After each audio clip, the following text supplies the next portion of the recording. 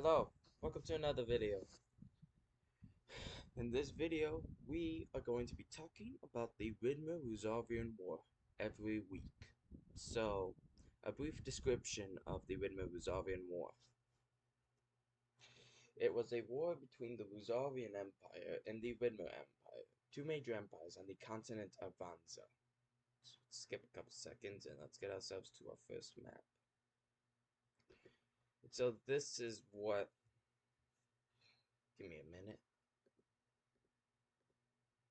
So this is what the situation is, like the two main powers.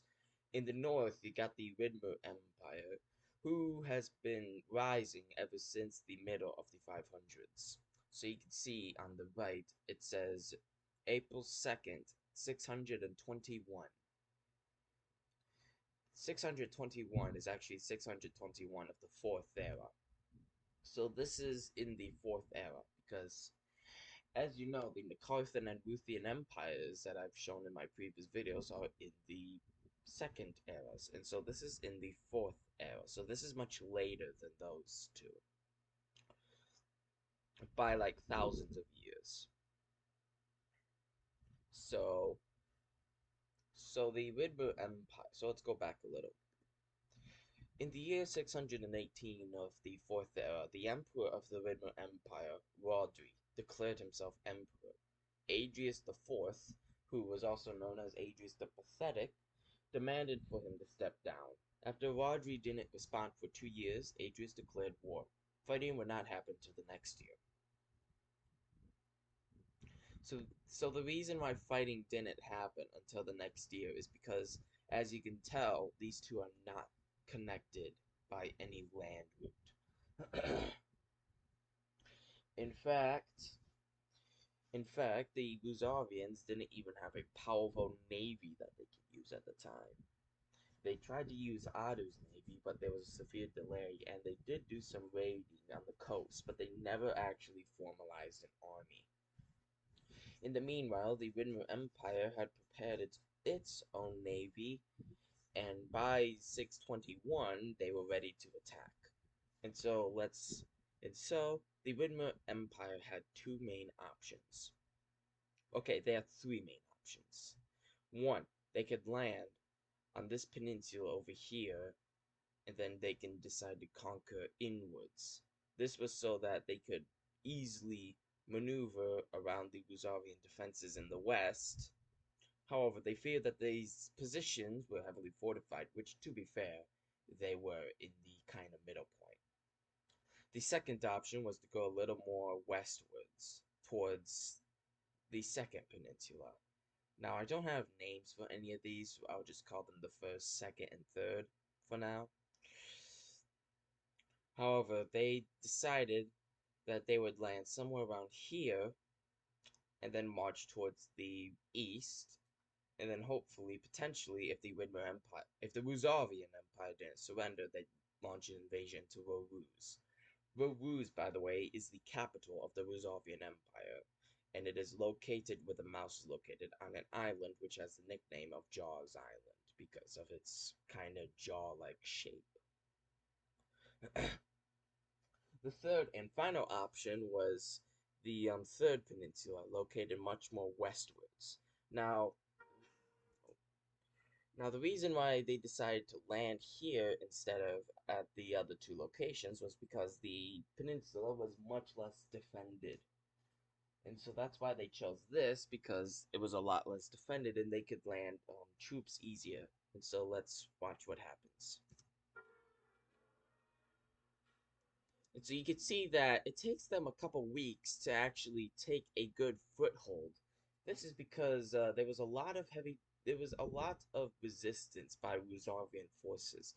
However, at the beginning stages of the um, invasion, the Ruzovians had the opportunity to counterattack and potentially kick the Ridmer Empire off. However, the general of the Ruzovian Empire in the area, let me think of his name, Osnan, decided not to attack. Instead, he kind of decided to stall it out, and then he retreated because he thought that the Ridmer Empire was too strong to face off. He was also secretly bribed by the Ridmer Empire to retreat instead of to, you know, fight. And so by May 27th, they've secured the position. So now they're able to launch a good amount of their soldiers. However, they're not going to send all of their soldiers to the third peninsula. Soon enough, they wish to plan two major attacks against the first peninsula and then to slightly east of the second peninsula.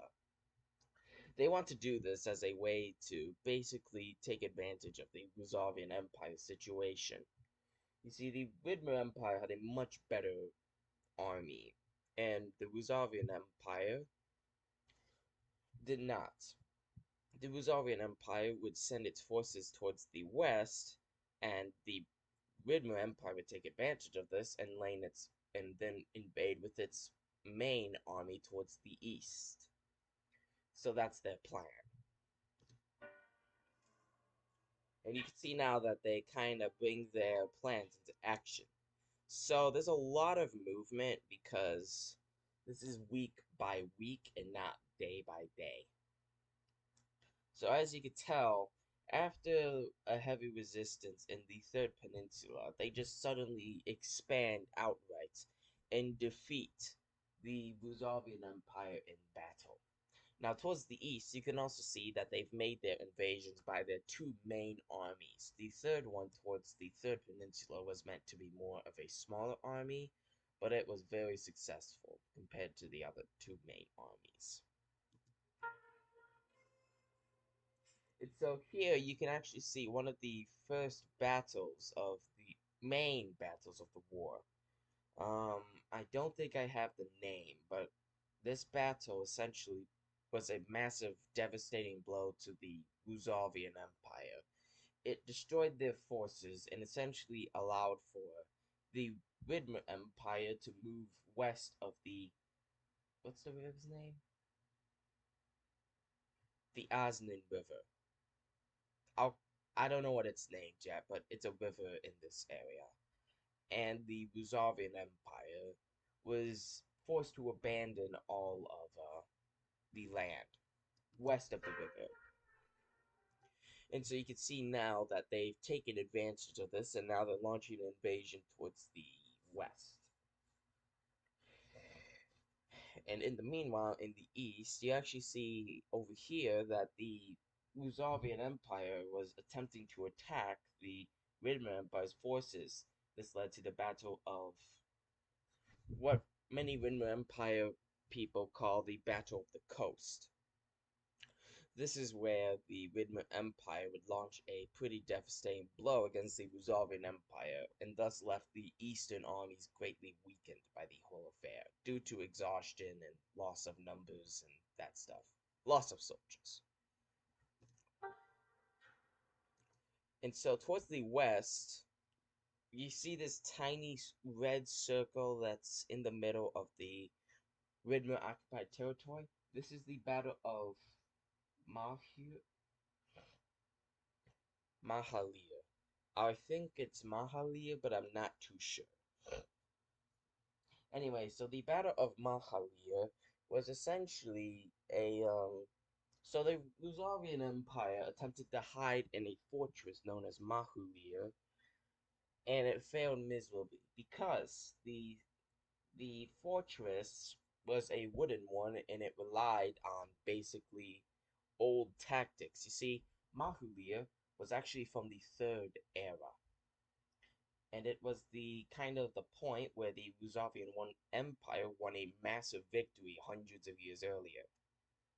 They tried the same strategy, but instead of attacking them, the Ridmer Empire simply bombarded them with cannons, and soon enough, the Ruzovian forces in the fortress were forced to surrender.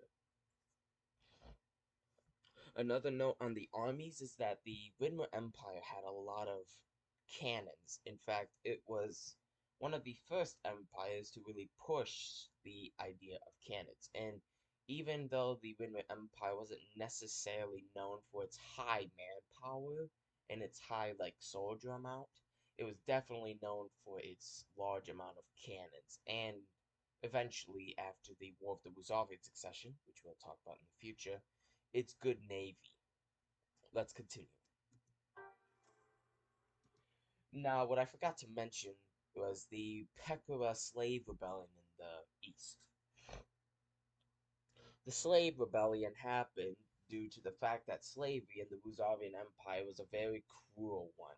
It punished slaves for any reason, and slaves had no rights, and slaves could be raped, they could be killed, you could do whatever you wanted to slaves.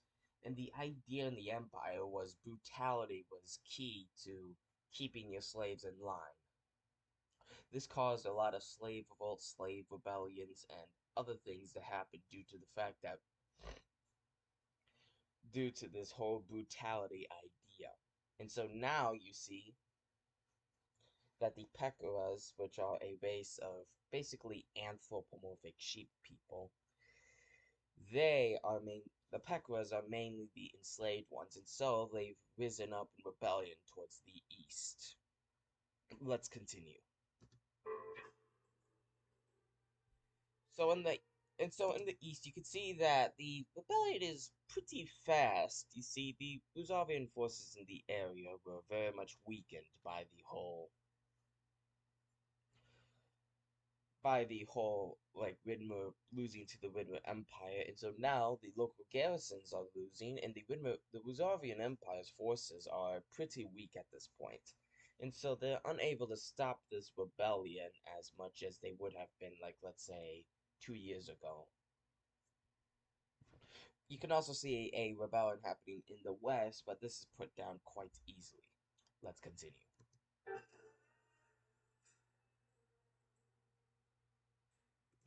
Okay, so here you could see the Battle of Konazat. Konazat, I think? Konazat. So the Battle of Konazat was one of the only major Buzavian victories of the war. This victory prevented the slave rebellion from advancing into further territory. In fact, they wanted to keep them away from this swamp territory. This is what they kind of referred it as because this northeastern part of the Ruzovian Empire is full of swamp. This is because they were in the middle of a deal with a kingdom known as Gakao Megal in giving them this territory in return for joining the war. They believed this would happen because, for one, um, the Ridmer Empire was, according in their eyes, mainly focused on them, and so they were hoping that Gakao Megal was able to use their large navy along with their army to attack the Ridmer Empire and relieve pressure on the Ruzovian Empire. And so that's why this battle was important for the Ruzovian Empire to win. And so, bam, you can see now that they've actually made the treaty, and Ngakao Megal joins the war, and so they begin their invasion of the Ridmer Empire. However, this invasion failed quickly because the Ridmers had a pretty good garrison on the border, and when they got pushed back, they soon enough counterattacked, and the Ngakao Megal army was, so let's just say, very, very weak when compared to the Ridmer army. And so we can see that so we can see that the Gakao Megal is would be pushed back all the way to their capital, which would be besieged for a couple months. Bam.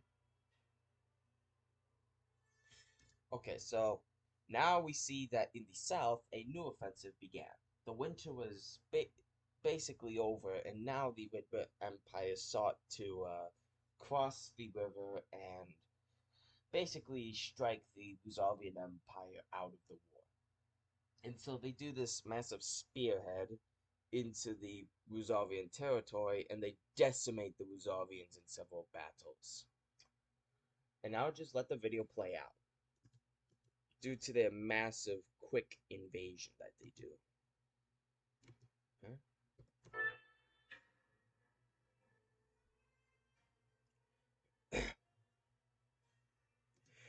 So within only a couple months, they went from controlling this to this. Oh, and by the way, in the north, the city finally fell, the capital of Gakao.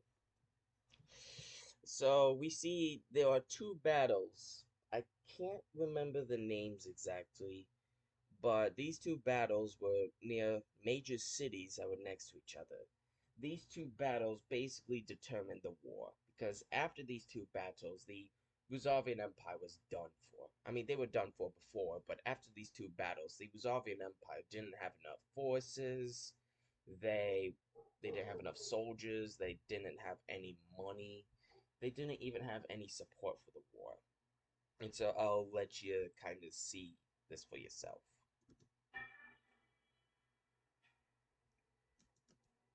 Boom! You can see that within a period of only a week, the Ridmer Empire had already conquered all of that territory in only a week. And during this massive chase down, they managed to capture a large amount of Ruzovian soldiers, nearly splitting nearly capturing or killing or wounding half of the Ruzovian army in total that was deployed. Now, now the reason why they didn't just storm to the coast is because there were actually some heavy resistance and some battles that happened on the coast. The Wazovian Empire hoped that this resistance would push the Widmer Empire off and make a much more favorable peace deal. However, as you'll soon see, this resistance was basically futile as the Widmer Empire defeated the resistance and then marched south. And that's it. You can see as Gakao surrenders on August 27th. And the Ruzovian Empire surrenders on September 28th.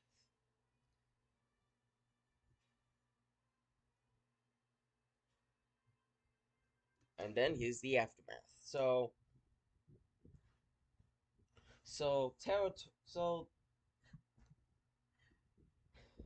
you look on this map and you see that, Gakao lost their capital.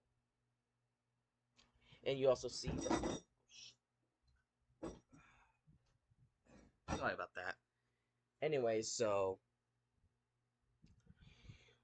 you can see that the Ruzovian Empire lost territory to the west, and they also lost land in the east to the kingdom of Pelkovin.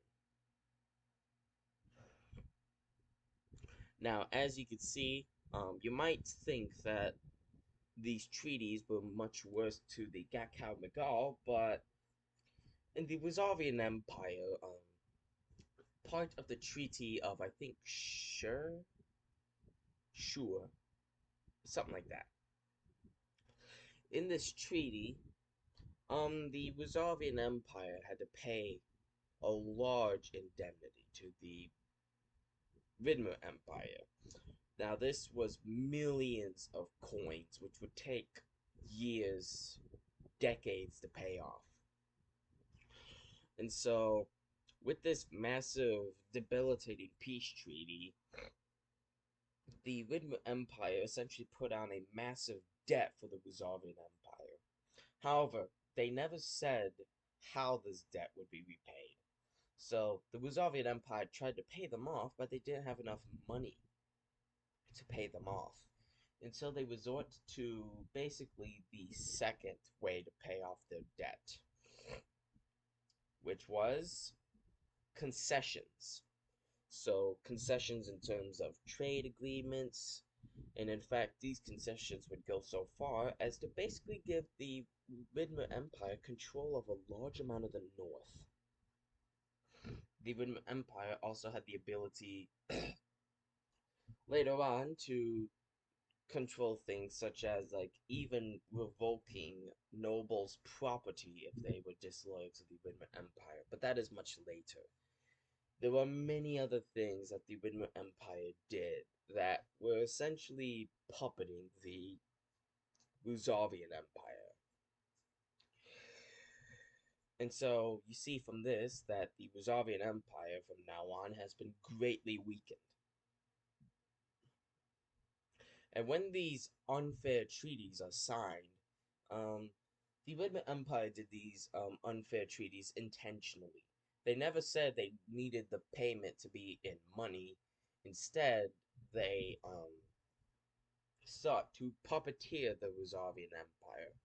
And there are several reasons that they decided to do this instead of try to conquer the entire Ruzovian Empire. And we will talk about that in the future.